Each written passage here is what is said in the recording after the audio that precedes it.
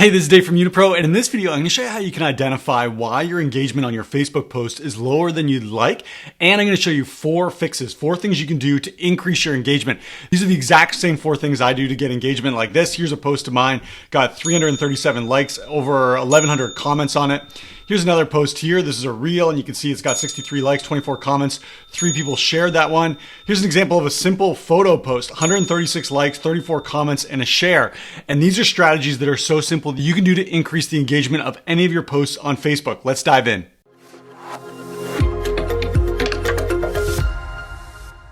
So you've got an online business and you're creating content on Facebook and you're using that content to draw an audience, to draw attention so that hopefully you can get new clients, you can make some sales.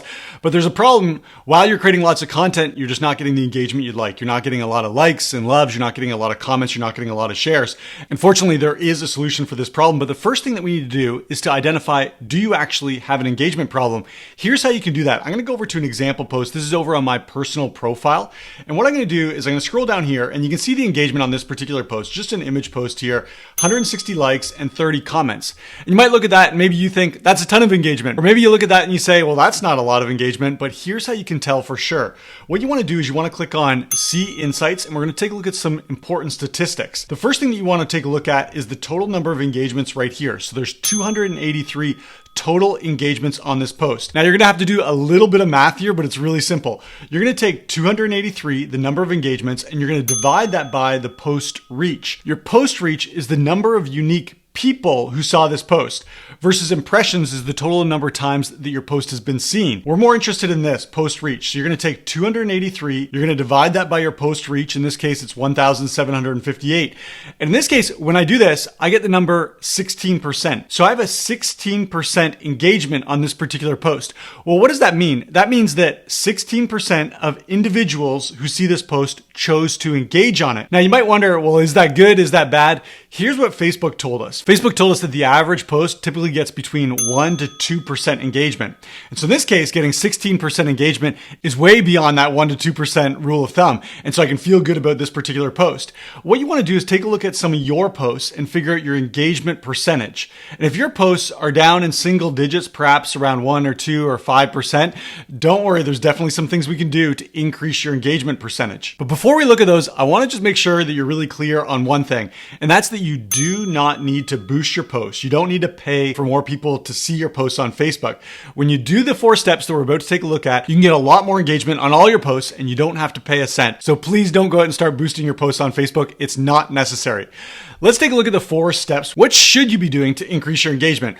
Well, the first thing is you want to give clear calls to action without being desperate. I'm going to say that again. You want to give clear calls to action without being desperate. I'm going to show you an example over here. Here's an example of a post of mine, and I made it very clear what my audience is supposed to do when they see this post. So it says, Lucy and I got a messenger script that books sales calls in 6 minutes or less.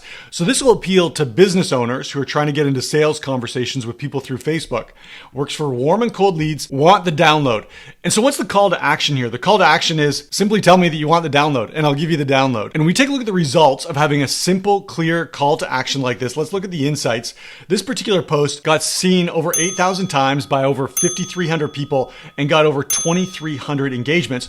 A huge engagement percentage on this particular post because the call to action is so clear. Now, I'm going to show you another couple examples where the call to action doesn't really hit the mark. Let's take a look at the first one here.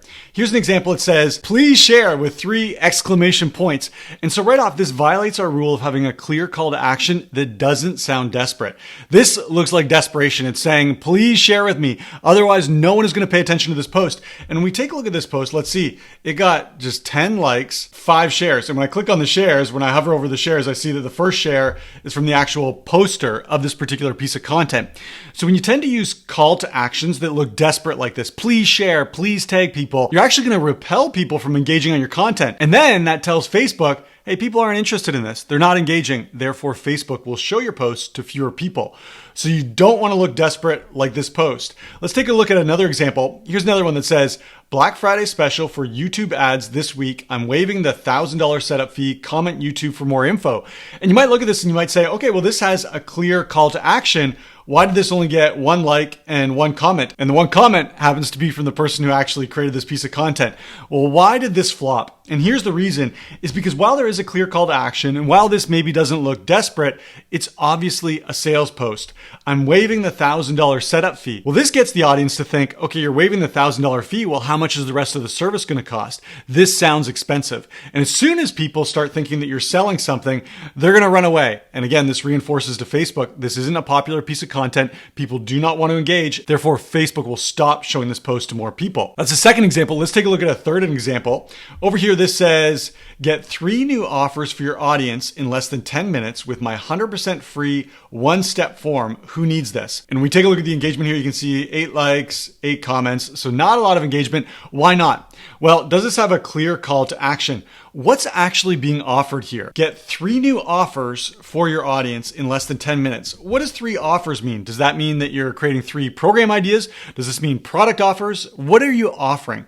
And so simply by the fact that new offers is ambiguous, people don't know what that means. We don't have a clear call to action. Therefore, people in the audience of this particular person are going to see this. They're not going to engage because they don't understand the post. That tells the Facebook algorithm it's not a popular post. Stop showing it. And so you can see it's very clear why this particular post didn't work. So you can do a little evaluation of your post. You need to have a clear call to action without sounding desperate, without being salesy, and without being ambiguous like this. It has to be clear and very straightforward as to what your audience is going to get. Why would they benefit from engaging on your content? That's number 1, having a clear call to action. The second thing you can do to increase engagement on your posts is to tag people without being spammy. And that's very important. You want to tag people, but you cannot be spammy. I'm going to show you a couple examples here. The first example is back to this one. Notice that here I've tagged my wife, Lucy. And when I go over to Lucy's profile, let's see what happened here. You'll see that right here, because I tagged her in my post shows up in her feed. And now this allows my audience to see this post. It also allows Lucy's audience to see this post. And so you can see by tagging Lucy, I'm leveraging 2 audiences. Now, is this spammy because I tagged Lucy? Well, no, she's my wife. We own a business together. So it's very obvious the reason why I would tag her. We're working together, so it makes sense. I'm going to show you another example. Here's an example that says, please help me cheer on Karen, and it tags Karen. She joined us in the YunaPRO program just 10 days ago and has already signed on 3 new clients. So here's a testimonial post. I'm pumping up our client Karen because of the amazing results she's gotten. And notice that I tag her. Again, this is going to draw more attention to this particular post because I tagged someone in it. And you'll see down here on this testimonial post, 76 likes, 56 comments. So there's a lot of interest in this. And part of that can be attributed to the fact that I've tagged someone without being spammy. It makes sense that I'd tag Karen because she's the one that we're celebrating. I'm going to show you an example where this has really missed the mark in terms of tagging. Here's a video post from my friend Alex. But when we take a look over here, you'll see Alex was live, feeling excited with Dave Crawford and 16 others. And I was included in this 16 others. Now, Alex didn't tell any of us, the 16 people who were tagged here, why were we being tagged? He didn't tell us that we were going to be tagged. He didn't ask us if we could be tagged. And so when we see this tag show up, it's very unclear. What's the purpose? What are we supposed to do? Why were we included in this post? And how are we supposed to engage? And as a result, when we took a look at the engagement here, you can see there were 9 likes, no comments, because the people who were tagged didn't know what to do. And that's what's going to happen if you start just tagging a whole bunch of random people. Those people are not going to engage on your post because they may feel like they're being spammed. And this is going to send that indicator back to Facebook saying, hey, you tagged all these people. None of them are engaging. There's something wrong with this post. Let's squash the reach of this post. Your algorithm is going to drop and that post is not going to be seen by more people. So it's important that you tag people, but you don't want to be spammy. That's number 2. Third, we're going to look at something that applies to you if you're using video content on Facebook. If you want to get more engagement on your video content, and this works if you're using long form video. It also works if you're using short form video, such as Reels as well. And so the rule here is to post video content without using links and without repurposing content. Let me show you a couple examples here. Here's an example of a reel that I posted, and you can see that this one got a fair bit of engagement. So 106 likes, 11 comments, and then 4 people decided to share this. Now, the reason why I'm getting engagement here is because I know that Facebook loves promoting Reels. Facebook has simply seen that Reels keep people on the Facebook platform longer. So if I create Reels, there's a good chance that Facebook is going to show those to a broad audience. And the more people who see this particular Reel, the more chance that there is that people are going to engage in that content. Now, in order for me to ensure that Facebook shows this to the most people possible, I need to avoid repurposing this piece of content. And I've already done a whole video talking about repurposing content. content, and you can click the link in the description to see exactly what Facebook told me about what constitutes being original content versus unoriginal content. But the short answer is if you're repurposing your content, you're posting it on multiple social media platforms, Facebook sees this and says, this isn't original content. You're repurposing content on the Facebook platform. We don't want repurposed content. Facebook wants original content. So your repurposed content is going to get fewer views. Fewer views equals fewer engagements. And so for this particular piece of content, I didn't post it on any other platform, just posted it on Facebook, and therefore it's going to get more eyeballs, it's going to get more engagements. So I'm avoiding repurposing short form video content. This also applies to long form video content. So over here, you can see that Lucy and I, we went live, and this particular live training happened inside of a Facebook group. So you can see this is in our audience and influence Facebook group. Let's take a look at the engagement down here. You can see 1,200 people were reached with this particular live video, 638 comments, 129 likes. So a fair bit of engagement here. Now, this live training can only be found inside of our Facebook group. It's exclusive content for the Facebook platform. When Facebook gets exclusive content, original content, it's going to show it to more people, and therefore you're going to get more engagements on your content. Now, I want to contrast this with an example here. Here's an example. This particular person, he says, new video, watch this, YouTube Gold Award. The best 5 habits of rich people. And maybe this is an amazing piece of content, but you can see right off the bat, not only is this repurposed, so it was originally published on YouTube, but the poster hasn't even uploaded the video to Facebook. Instead, he just dropped a link here. And where does this link take people? Well, it takes people over to YouTube. Facebook hates this. This particular post is actually drawing the audience from Facebook and taking them over to a competitor. There's no way that Facebook is going to show your post to a lot of people if you have external links like this. Let's take a look at the engagement. 4 likes, that's it. No comments, no shares. It's no wonder because it's unoriginal content and it's linking externally. So if you want to get more engagement on your video posts, long form or short form videos, make sure that you're using original video content and you're not linking to external sites. You want to upload your videos directly to the Facebook platform. That's going to ensure you get way more reach with your videos and you're going to get a lot more engagements. And number 4, if you want to get more engagements on your content, is you want to post consistently without reducing quality. Now, I'm sure there's a lot of people out there who will tell you if you want more engagements on your content, you just need to create more content. And they say things like, oh, it's easy, just pull out your phone and start talking. There's a big problem with that. When you start creating a lot of content, it's very hard to keep the bar high, to make sure that you're putting out very high value, high quality pieces of content every single time. Instead, what happens is most people who are trying to post every single day or multiple times per day, their content becomes weaker and weaker and weaker. What happens as a result is their audience starts to lose interest in this content. They stop engaging on the content. That reinforces to the Facebook algorithm that this content is not good. And so when the next piece of content comes out, Facebook shows it to fewer people than previous posts. And all of a sudden, someone who's posting all the time with mediocre or even weak content, their Facebook algorithm is just getting weaker and weaker and weaker until the point where basically no one is seeing their posts at all. We want to do the opposite. Instead, you want to raise the bar for the quality of your content, even if that means posting less. I'm going to show you an example over here. So this is over again into our Facebook group called Audience and Influence. And I want you to take a look at this. This is an event that Lucy, my wife, and I, we were going to host inside of our Facebook group. And it says pre-sales process, the messenger script that books sales calls in 6 minutes or less. So this is teasing out a piece of content that we're about to release. We're going to release a live training. We're teasing out to the group, here's what's coming. And you can see what happened here. When we teased out this piece of content that was going to be released, you can see 280 people said, oh yeah, I want to be there, Dave and Lucy. I want to be there when you release this piece of content. Now, I'm going to contrast this versus another event. So this is in a different Facebook group, not one that Lucy and I created. And you can see this one by Andrea here. It says, unlock the mindset code, skyrocket your sales and client satisfaction as a coach. And this sounds very appealing. If you're running an online coaching business, would you like to skyrocket your sales? Would you like better client satisfaction? Of course. But when we take a look at the numbers, check this out. Just 12 people said they were going to go to this event. Why was this so low? Whereas when we created an event, we had 280 people who said that they were going to attend. And the reason is, instead of posting more content inside of our Facebook group, Lucy and I have really focused on increasing the quality of our posts.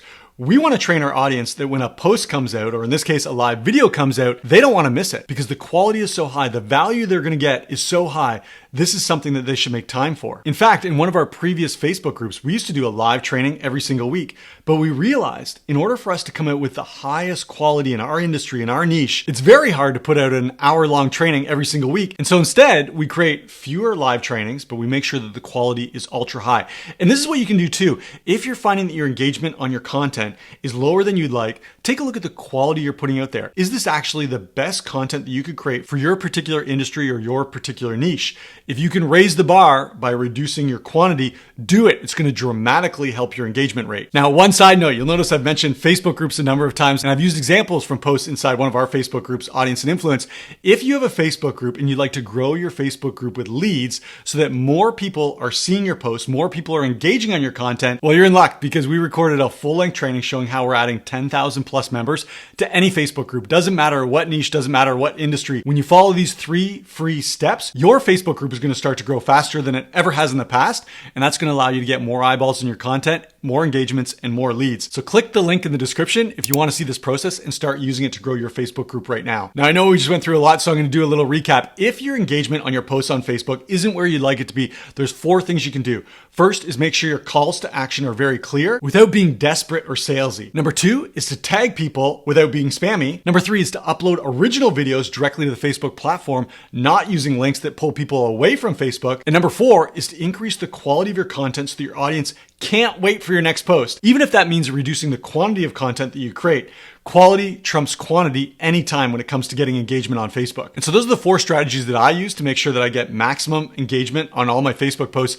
But in full transparency, I do have a secret weapon, and that secret weapon is called YunaPRO. And if you've never checked out YunaPRO, you got to check it out. Go over to YunaPRO.com. YunaPRO goes out onto Facebook. It finds your ideal leads. It brings those leads over into your audience, and it begins nurturing those leads, making sure that they see your content, making sure that they engage in your content. And then YunaPRO will help you make offers and sales to your growing Facebook audience.